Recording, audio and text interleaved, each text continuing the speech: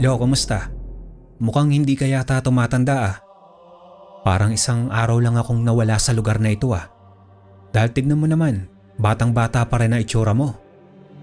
Loko ka talagang bata ka.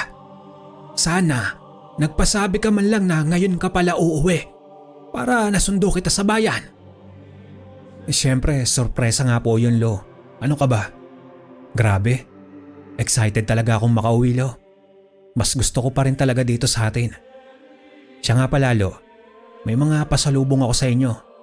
Mga chicharon, opya, mga pagkain at mga damit. Para naman makabihag pa kayo ng babae. Kahit kailan ka talaga, Daniel. 65 na ako. At isa pa, hindi ko papalitan ng Lola Emma mo. Maiba nga pala ako, Lo. Sino po ba yung binurol kay Mang Romy? Dadaan sana ako. Kaso may mga dala ko eh. Baka hingiin pa ito. Yung anak niya si Tata. Pasok ka dito. Magbihis ka at magpahinga ka muna. Galing ka pang Cebu. Tiyak akong pagod ka. Maghahanda rin ako ng paborito mong paksiw. O sige apo, magpahinga ka na muna. Ano po ba ang ikinamatay ni Tata? Nakatagpo na po ba siya ng katapat? Magtigil ka nga, Daniel. Kita mong namatay na yung tao eh. Kung ano-ano pa ang pinagsasasabi mo. Sige at may aayusin pa ako. Ang kwentong mapapakinggan natin sa araw na ito ay mula sa isa nating kabaryo. Karanasan ito ni Daniel. Tandang-tanda pa ni Daniel. Buwan iyon ng Abril. Sa taong 1971. Umuwi siya ng Maguindanao dahil panahon ng bakasyon.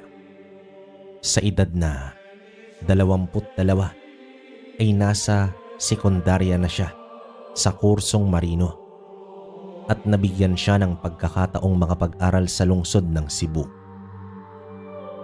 Ginagawa naman ito ni Daniel kapag panahon ng bakasyon. Pero iba ang pangyayari sa taong ito. Umabot na siya sa ganyang edad pero hindi pa tapos ng kolehiyo. Gawa nga ng kahirapan sa pera.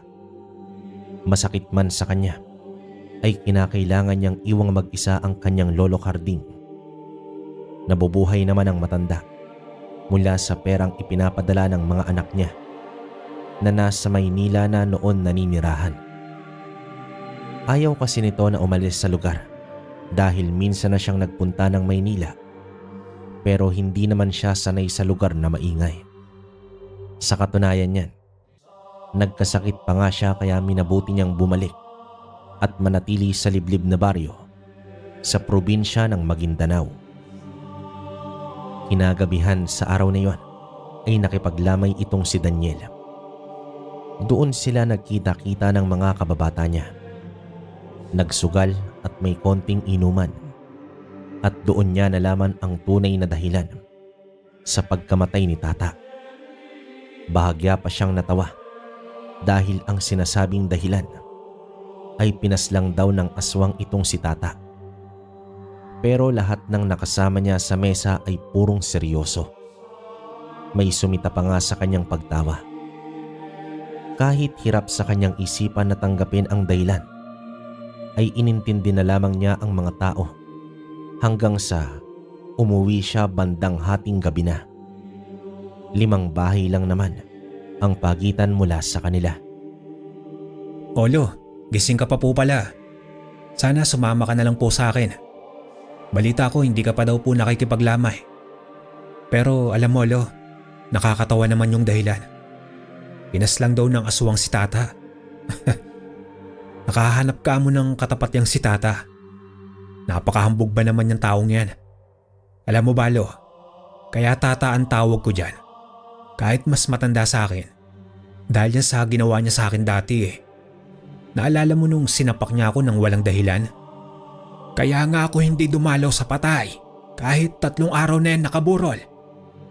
Dahil totoong biktima ng aswang si Tata. Kaya ikaw, Daniel, matuto kang irespeto ang mga bagay-bagay. Alam ko na hindi ka naniniwala sa aswang. Ilang dekada na ang nakalipas noong huling may nabiktima ng aswang sa baryong ito. Buong akala ko ay tuluyan na silang naglaho pero hindi pa pala. Ano ba yung sinasabi mo, Lo? Anong aswang? Nagpapapaniwala kayo sa ganyan? Sige, Lo, inaantok na po ako. Matulog na rin po kayo ha. Huwag mong isiping masyado yan, baka bangungutin pa po kayo. Kinabukasan naman, habang kasama ang mga kababata ay kaswal na, binuksan ni Daniel ang usapin tungkol sa pagkamatay ni Tata. Naging seryoso ang mga kausap at sinabing hindi niya dapat basta-bastang banggitin ang bagay na yon. Gawa ng pagkaosyoso ay naikwento ng isa ang nangyari. Ayon dito, isang gabi, umuwing lasing itong si Tata. May nakaaway pa nga itong kainuman kaya pinauwi na lang siya. Hindi pa man gaanong nakakalayo ang lalaki, ay narinig na ng mga tao ang pagsigaw nito. Noong una ay inakala nila na sinundan si Tata ng nakaaway pero iba ang nasaksihan ng mga tao. Isang nilalang na mahahalin tulad sa isang halimaw ang kanilang nakita.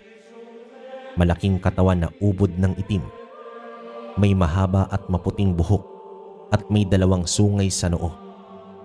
Kitang-kita nila ang pagkalmot nito sa dibdib ni Tata at hinugot ang puso. Matapos nito ay tumakas na ang nilalang at simula noong gabi, nagdulot na ng takot yon sa buong baryo. Dito na napaisip itong si Daniel. Alam niya na hindi magsisinungaling ng ganito ang mga kababata dahil kilalang kilala niya ang mga ito. Oo, mapangloko pero hindi sinungaling. Batid rin niya sa itsura ng mga ito ang takot. May bahid na siya ng paniniwala ng magsalita ang kanyang lolo kagabi. Pero mas napatunayan niya na ngayon, base na rin sa testimonya ng iba. Samantala, nang makauwi siya ay may matandang bisita sa kanilang bahay. Ngumiti ito sa kanya habang papasok siya ng bahay. Nasa balkonahe kasi ang dalawang matanda. Hindi rin naman kasi kalakihan ang kanilang bahay kaya naririnig niya ang pinag-uusapan ng mga ito. Baste, ano na ang nangyari sa paghahanap mo sa nilalang na yon? Sa ngayon wala pa. Masyadong mailap ang aswang na yon. Pero huwag po kayong mag-alala. Magtatagpo din ng landas namin ang kabunan na yon. Basta igihan nyo lang ang pag-iingat, lalo na sa oras ng gabi. Muling nanumbalik sa aking alaala ang nangyari noong bata pa ako. Diyan mismo sa likod ng bahay na ito. Tatagan mo ang loob mo, Karding. Pilitin mong huwag matakot kung sakali man. Alam ko mahirap pero kailangan. O sige na, tutuloy na ako. Sisiguraduhin ko na hindi magtatagal ang pag-asik ng lagim ng mga aswang. Maraming salamat, kaibigan. Mag-iingat ka at naway protektahan ka ng may kapal sa iyong pagtugis sa nilalang na iyon. Napaisip si Daniel kung anong klasing tao ang matandang si Baste. Para bang ito ang pinagkakatiwalaan ng kanyang lolo na tumugis sa aswang. Pero napakatanda na nito kumpara sa kanyang lolo. Papaano malalabanan ng matandang uugod-ugod ang isang aswang? Sumilip naman siya mula sa bintana at nakita niya si Basti na papalayo habang bumubuga ng makapal na usok mula sa tabako nito. Maya-maya ay kinausap niya ang kanyang lolo at dito niya nalaman na isang ermitanyo pala itong si Basti. Mas nagiging komplikado pa sa kanya ang mga nangyayari. Noong una, aswang, tapos ngayon ermitanyo. Para bang ang hirap paniwalaan ng lahat. Sa maiksing panahon na umalis siya sa kanilang baryo, ay tila isang panibagong lugar na ito sa kanya. Bagamat ito na ang mga natuklasan niya, ay tila malabo pa rin sa kanya ang lahat. Iniisip niya pa na sana ay nasa panaginip lamang siya. Pinaalalahanan naman siya ng kanyang lolo tungkol sa pag-alis tuwing gabi. Hanggat maaari ay hanggang sa lamayan lang siya. Tumugon naman siya sa tagpong yon ng matanda. Sa ikalawang gabi, nang lamay noon ay napasarap ang kanilang inuman na magkakaibigan hanggang sa kailangan na nilang samahan ang isa dito upang ihatid. Sobrang nalasing ang kaibigan niyang si Alfredo.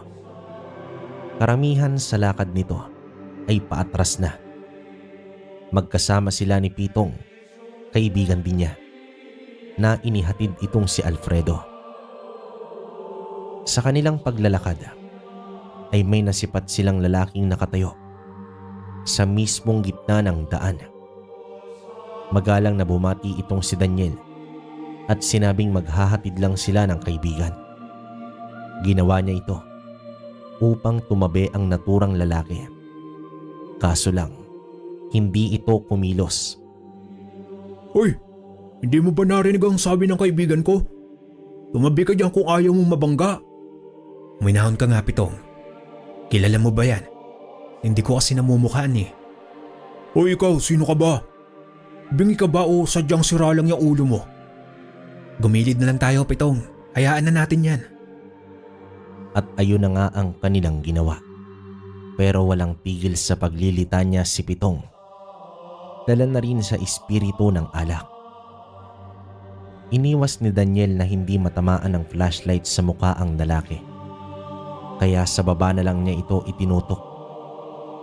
Nang makalapit sila, ay natamaan ng ilaw ang paa ng lalaki. Nagulat naman itong si Daniel dahil napakaitim at halos dumoble ang sukat nito at meron itong mahabang kuko. Pero imbis na magpanik ay pinilit ni Daniel na magpakatatag. Agad kasing sumagi sa kanya ang itsura ng aswang na pumaslang kay Tata. Bagamat kontrolado ang emosyon, ay animoy tambol naman sa pagkabog ang kanyang dibdib. Ang espiritu ng alak ay tila kumalas sa kanyang diwa.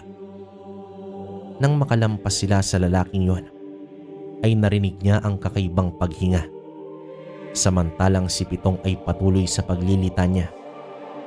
Nang makalayo na sila ng ilang metro, ay pasimple naman siyang lumingon ngunit wala na doon ang lalaki. Hanggang sa may bumagsak sa kanilang harapan. Katulad nito ang anyo ng isang gabunan. Sa tindi ng kanilang takot ay nabitawan nila si Alfredo at napatras na sila. Lumingon pa sa kanila si Alfredo at nagtakang nagtanong kung bakit umatras ang mga kasama hanggang sa tumagos sa dibdib ng binata ang mismong kamay ng aswang. Dito na sila kumaripas ng takbo. Dahil na rin sa takot ay nagkahiwalay sila ni Pitong ng direksyon. At sa kasamaang palad ay si Pitong ang hinabol ng gabunan. Nais man niyang saklolohan ang kaibigan pero alam niya na wala siyang laban sa nilalang na yon.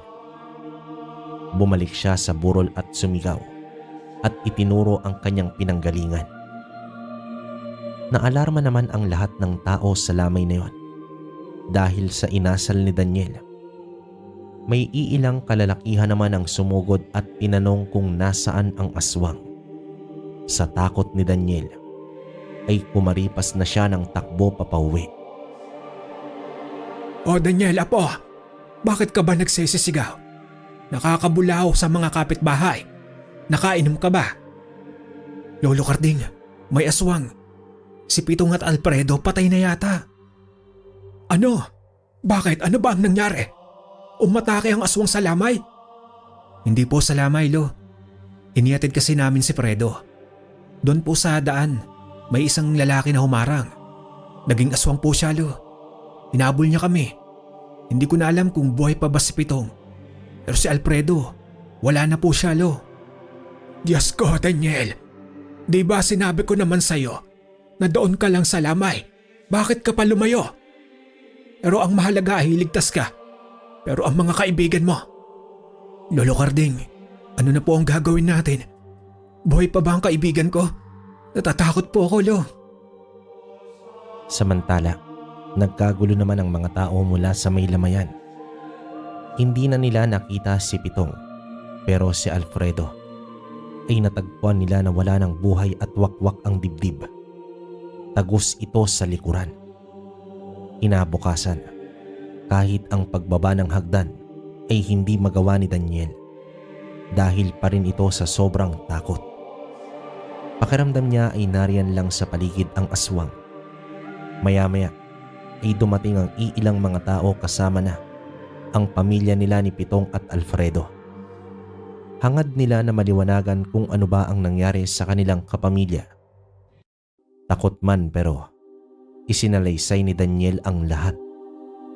Hindi naman maiwasan na may iilang kamag-anak ng biktima ang sinisi si Daniel kung bakit niya iniwan ang dalawa. Pumagitna naman si Carding at pinagtanggol ang apo. Nakiusap ang matanda na huwag sisihin ang kanyang apo dahil kahit sino naman ang nasa ganoong sitwasyon ay walang iisipin kundi ang tumakas. Nalaman din nila sa mga tao na hindi pa natatagpuan si Pitong. Gayunpaman, nang humapat nakaalis na ang mga tao ay kinausap ni Carding ang apo. Bakas sa itsura nito ang labis na pag-aalala. Daniel, apo, huwag ka nang matakot. Hahanapin ko si Baste. Tiyak makakatulong siya sa atin. Huwag po kayong umalis, Lo. Baka ikaw naman ang tambangan ng mga aswang na yun. Huwag kang mag-alala, apo. Hindi ko hahayaang mapahamak ang sarili. Hindi umaatake ang mga aswang sa ganitong oras. Terik na terik ang araw. Mag-iingat ka po, Lolo Carding, at bumalik po kayo kagad. Sa pag-alis ng matanda ay isinarado ni Daniel ang buong bahay. Sa pagtahimik ng lahat ay tila naririnig niya ang atungal ng aswang. Hindi siya madasalin pero sa sandaling yon ay wala siyang tigil sa pagdarasal. Humingi siya ng tawad at proteksyon sa Panginoon. Pagsapit ng tanghali, habang nagsasaing siya ay panay silip siya sa labas ng bahay nila. Mabuti na lang at may iilang tuyo pang natira, kaya inihaw niya ito sa baga. Gawa nga rin sa nararamdaman niya ay wala siyang ganang kumain. Pinilit na lamang niya na lagyan ng laman ang kanyang tiyan. Simula pa kasi noong gabi, matapos ang engkwentro niya sa gabunan, ay nag-iba na ang kanyang pakiramdam. Parang magkakasakit siya at hapong-hapo ang katawan. Habang kumakain siya ng mabagal at nag-iisip ng malalim ay halos kumawala ang kaluluwa niya sa gulat dahil sa pagkalansing ng mga kaldero. Gawa na rin sa paghahabulan ng dalawang pusa yon. Pagpatak ng 12:00, nasipat niya na ang dalawang taong paparating, ang kanyang lolo at ang ermitanyong si Baste. Gumuhit ang ngiti sa kanyang pisngi at gumaan ang pakiramdam. Naghintay naman siya sa balkonahe. Tinitigan siya ni Baste at nagsindi ng tabako. Naglakad ang ermitanyo paikot ng bahay at ibinuga ang usok ng tabako sa dingding ng bahay. Lo, ano pong ginagawa ni Mang Baste? Nagpapatay po ba siya ng lamok?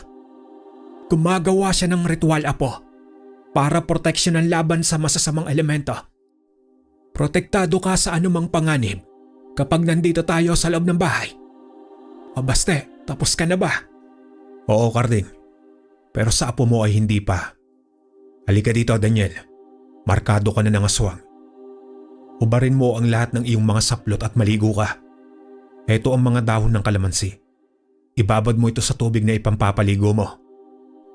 Mang Baste, ano po ang gagawin ko sa mga damit ko? Lalaban ko po ba? Susunugin.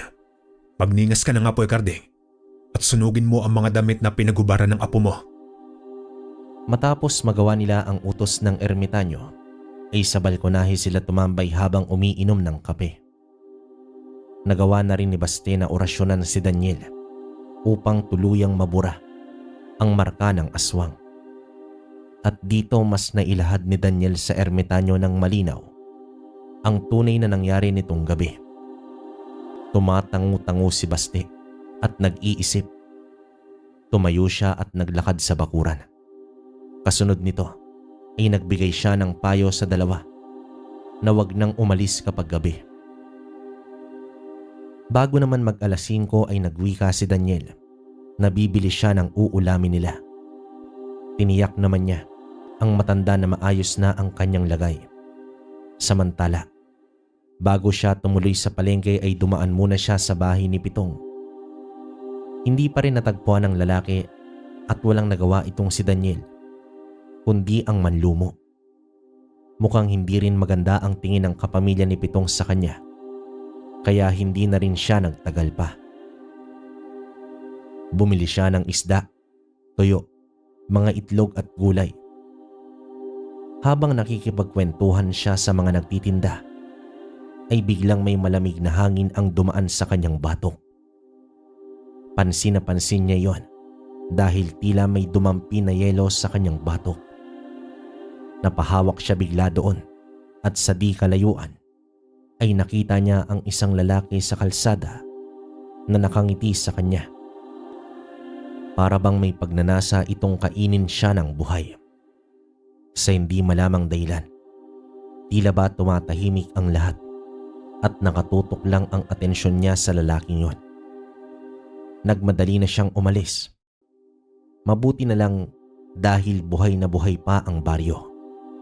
May mga tao at mga batang naglalaro sa daan.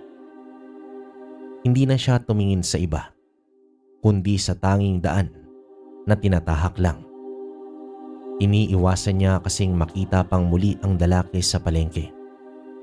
Hanggang sa sumapit na ang gabi. Matapos ng hapunan at gawain sa gabi, ay isinara niya na ang mga pinto't bintana. At sa huling bintanang isasara sana niya, ay nasipat niya ang isang figura ng tao. Lo, may tao. Ayun po sa may ilalim ng puno. Abay, sino kaya yan? Nako, napakaliwanag pa naman ng buwan. Isara mo na ang bintana, Apo, at magdasal ka bago matulog. Hindi po ba natin naalamin kung sino ang taong iyon? Bakit, Apo? Sigurado ka bang tao yon? Kung normal na tao yon, hindi lang yung tatayo doon na animoy nananakot. O sige, Polo. Naalala ko tuloy ang lalaki kanina sa palengke. Kakaiba po siya. Parang may balak na gawing masama po sa akin. Ganoon ba? Diyos ko, ito na nga ba ang sinasabi ko? Hindi lang sa pagtanggal ng marka magtatapos ito. Mukhang nasundan ka na talaga, Apo. Ano po? Ibig sabihin, aswang ang taong iyon? Papaano na po tayo, Lo? Wala si Mang Basti dito. Gumawa ka ng apoy sa abuhan at ilalabas ko naman ang mga itak natin. Hindi tayo papadala sa pananakot ng aswang na yan. Hindi rin naman siya makakapasok sa bahay. Sige na, Apo. Bilisan mo na. Matapos nilang magawa yon ay sinindihan naman nila ang lahat ng lampara. Binuksan ni Carding ang pinto at naglagay ng 2 lampara sa balkonahe. Imbis na matakot ay hinamon pa nito ang aswang at pinagmumura. Tila nahawa naman si Daniel sa katapangan ng kanyang lolo kaya lumabas na din ito at may dalang itak. Ilang sandali pa ay bumaba siya ng bahay. Kinuha niya ang sulu sa may silong at sinindihan. Ang kaninang figura ng tao ay dahan-dahang nag-iba ng hugis. Naging mas malaki ito at kitang-kita ang malalalim na paghinga dahil sa gumagalaw na balikat. Takot man pero hindi na nagpapatinag pa ang binata. Iwinasiwas niya ang dalang sulo at humahakbang na papalapit ang gabunan. Napapalunok na lang sa laway at tagaktak na ang pawis sa noo. Tumigil ang gabunan at tila ba may kakaibang puwersa ang nagpahinto nito sa paglalakad. Hinamon na niya ang aswang at nagpakita ng katapangan. Habang si Carding ay nagtungo sa kusina, sinabuyan niya ng mga dahon ng makabuhay ang apoy. sa abuhan dahilan upang kumalat ang usok nito. Samantala, sumimangot ang itsura ng gabunan nang kumalat na ang usok sa paligid. Umangil ito at nagwala. Ang mga malalaking sanga ng kahoy ay ibinato niya kay Daniel. Napangisi na lamang ang binata nang mapagtanto niya na hindi nakakalapit ang aswang sa kanila. Hanggang sa umalis na lamang ito, pero nag-iwan ng banta sa kanya. Pumasok ka na dito, Daniel. Baka bumalik pa ang demonyong yon. Lo, effective ang ginawa ni Mang Baste. Hindi nga siya nakalapit sa atin. Pero paano po yan, Lo? Nagbanta ang aswang na muli siyang babalik. Hindi dapat ikatuwa ang nangyari. Dahil tiyak hindi na tayo titigilan ng nilalang na yon. Kaya dapat lagi tayong alerto sa lahat ng oras. Paano kung bumalik po ang aswang? Mas maganda yata na nandito si Mang Baste. Dito na lang kaya natin siya patirahin, Lo. Mas mabuti yon para may kasama ka kapag babalik na ako ng Cebu. Hindi maaari, Apo. May responsibilidad si Baste. Tsaka ermitanyo yon. Mas nanaisin nito ang mamuhay mag-isa sa bundok. Sa sumunod na gabi ay biglang narinig nila ang boses ni Pitong. Nagsisisigaw ito sa labas at humihingi ng saklolo. Nasipat niya ito na tumatakbo palayo. Tinawag at sinundan naman niya ito. Nangamba naman si Carding kaya agad niyang tinawag ang apo na pabalikin sa loob ng bahay, pero huli na ang lahat dahil nakalayo na ito. Nanatili ang matanda sa balkonahe at tinanaw ang direksyon ng apo. Samantala, nawala sa paningin niya si Pitong. Panay sambit siya sa pangalan nito hanggang sa ibang tao ang lumitaw. Ito ay ang lalaking aswang. Napaatras siya at sinubukang kumuha ng patpat na ipanglaban. Ngumisi ang lalaki at tumakbo papalapit sa kanya.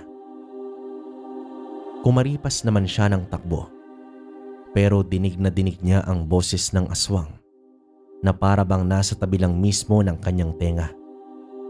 Tumatawa ito ng mahina pero nakakakilabot. Pinaglalaroan siya nito na labis niyang ikinasindak. Hanggang sa may makapal na puting usok ang nasalubong niya. Pamilyar sa kanya ang amoy nito na nagmumula sa tabako ni Mang Baste. Nang makalagpas siya sa usok ay tila may bumagsak sa lupa at sumisigaw ang lalaking humabol sa kanya. Naglulupasay ito sa lupa na animoy, nangati ang buong katawan. Ang katawan nito ay naglalaban sa anyo ng tao at anyo ng aswang.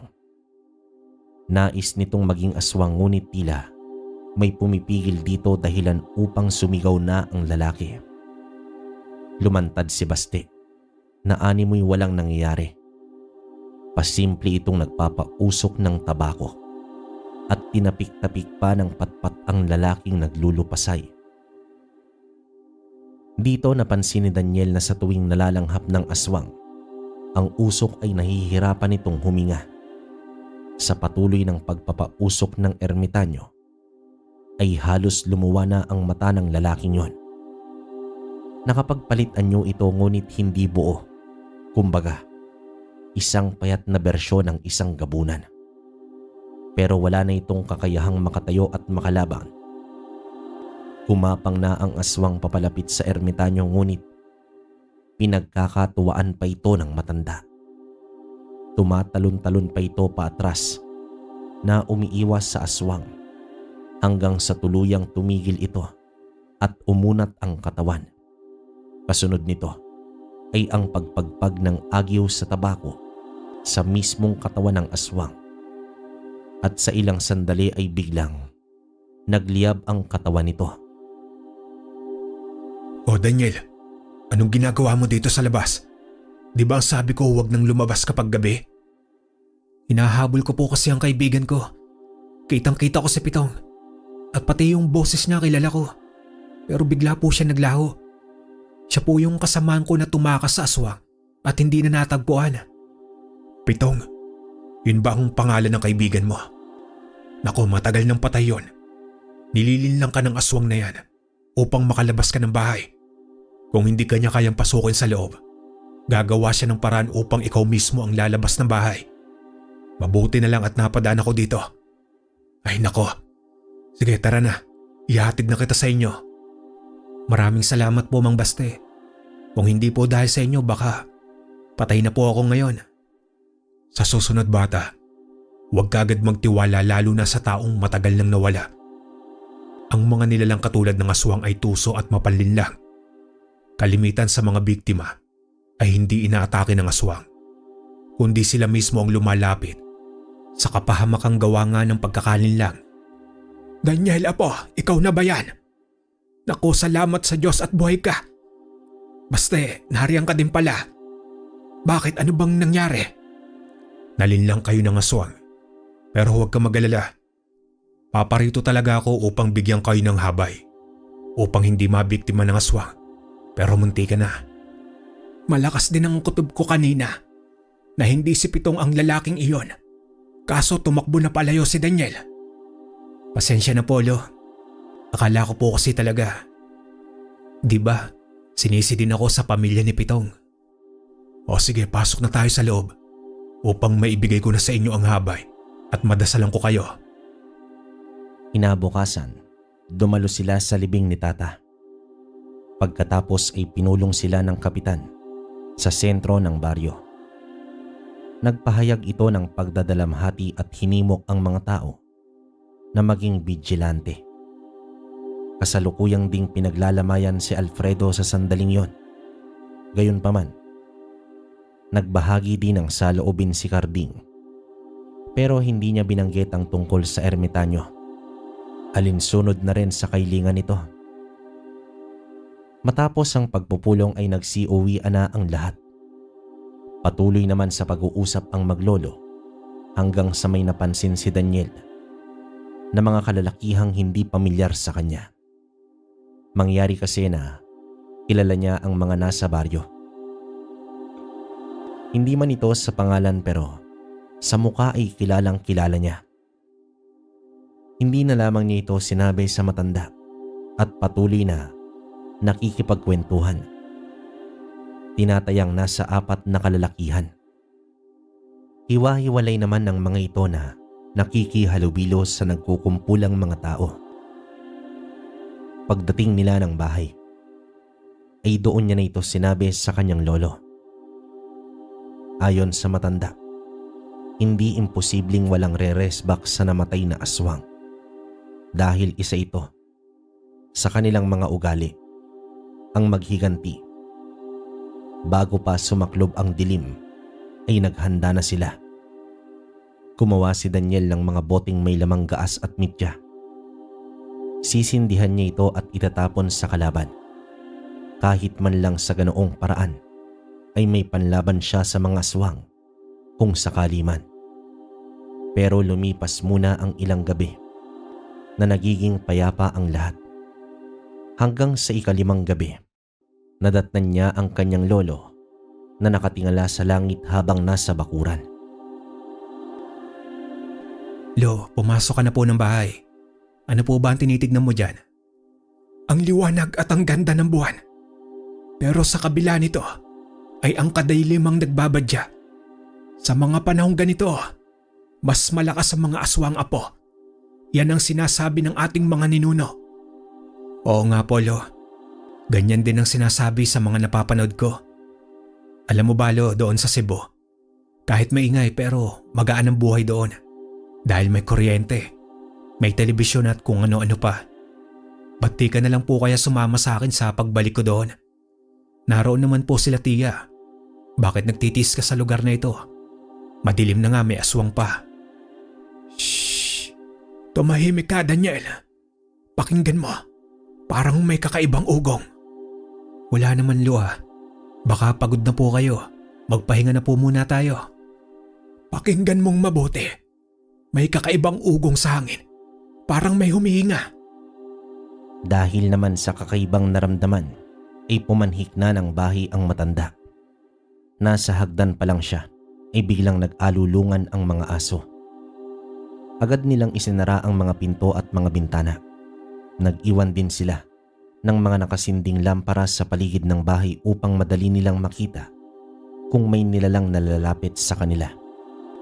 Hanggang sa narinig nila ang isa-isang pagkabali ng mga sanga sa puno. Animoy sinadya ang pagkakapilas ng mga ito. Nang kanilang silipin ang labas, ay may nakita silang mga nilalang na bumaba sa mga puno. Nasa 6 ang bilang ng mga ito. Alam na nila na may mga aswang sa paligid. Nagpaningas na si Daniel ng apoy sa may abuhan at inihanda ang mga boteng may lamang gaas. Hanggang sa nagkakalabugan na ang mga kanilang dingding. Talagang nanadya ang mga aswang. Pinagbabato nila ang bahay ng maglolo. Ilang minuto pa ay nainis na itong si Daniel, kaya matapang nitong binuksan ang pinto at gumanti ng pagbato gamit ang mga boteng may gaas.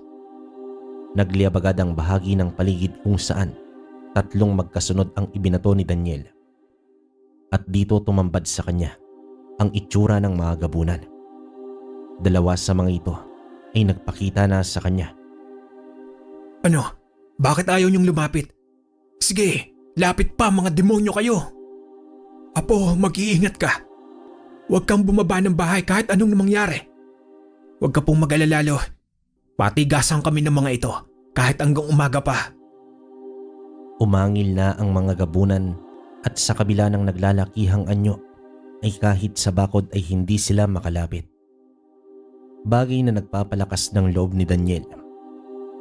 Inurot pa niya ng gusto ang mga aswang at isa sa mga ito ay tila nagsagawa ng guhit sa lupa.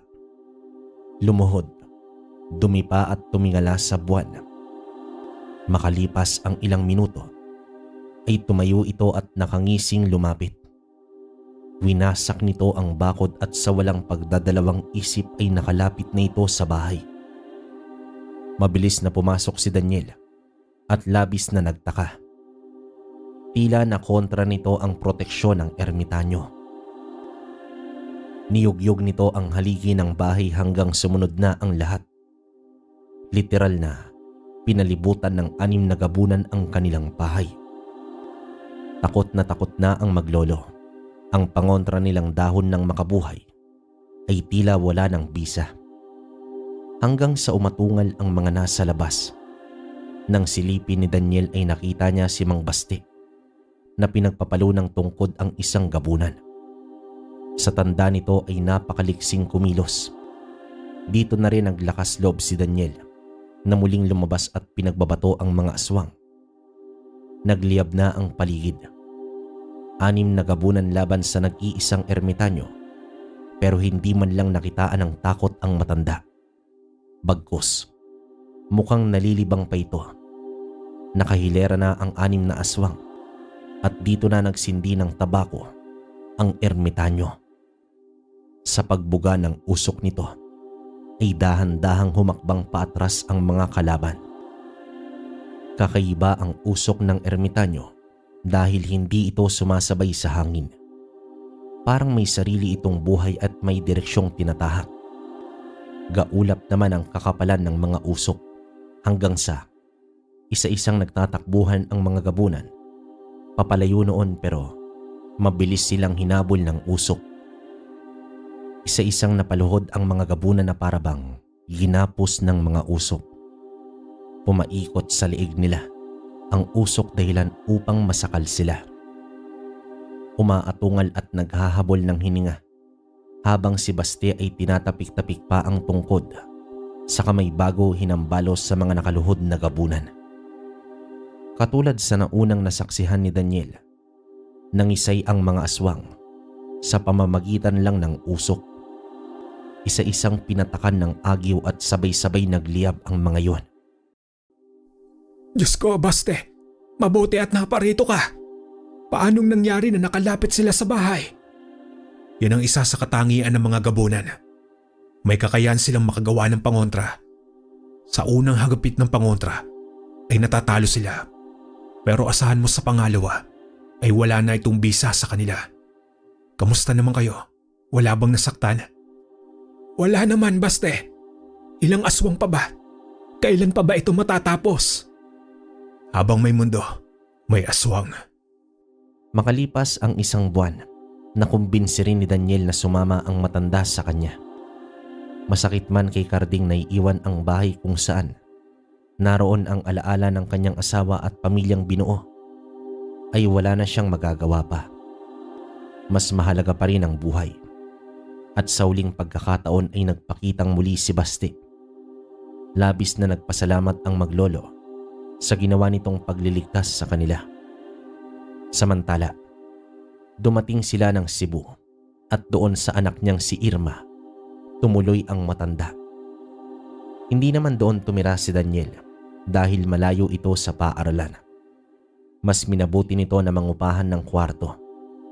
Dumadalaw naman tuwing Sabado si Daniel, alinsunod na rin sa kailingan ng kanyang lolo. Lo, kamusta naman po kayo dito? Kahit papano, parang nasa Maguindanao ka pa rin. Tignan mo ang paligid. Maraming puno, may bundok, dagat naman sa kabila at mas maraming tao. Mas okay na ito kaysa sa Maynila na puro gusali. Pero apo, samahan mo naman ako. Gusto kong maligo sa dagat. Nagtawanan ang dalawa. Nagbiro pa ang matanda na nabibilang na lang sa kanyang daliri kung ilang beses lang siya na nakaligo sa dagat. Habang masaya siyang pinagmamasdan ang matanda na nagtatampisaw, ay nakakita naman siya ng isang lalaki na humihit-hit ng sigarilyo. Napatitig si Daniel sa usok nito at naalala niya ang karanasan mula kay Manong Basti na isang ermitanyo na may kakayahang paluhurin ang mga gabunan. Wakas. Okay. Kamusta mga kabaryo? Para sa akin, napakaganda ng storya natin ngayon. Yun nga lang, medyo naguguluhan lang ako kasi hindi man lang nasabi kung anong tangan to ni Mang Basti, pero napakaganda. Para sa akin, napakalakas nitong ermitanyo.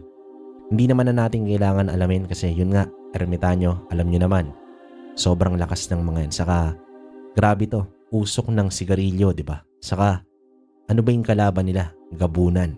So yun. Yung shoutout ko pala sa inyo mga kabaryo, next upload na natin gagawin kasi sobrang busy natin sa TikTok shop. Pwede rin kayong pumunta ron, nagla-live ako ron sa mga produkto natin. So yun lang. Sa ngayon hanggang dito na lang muna mga kabaryo.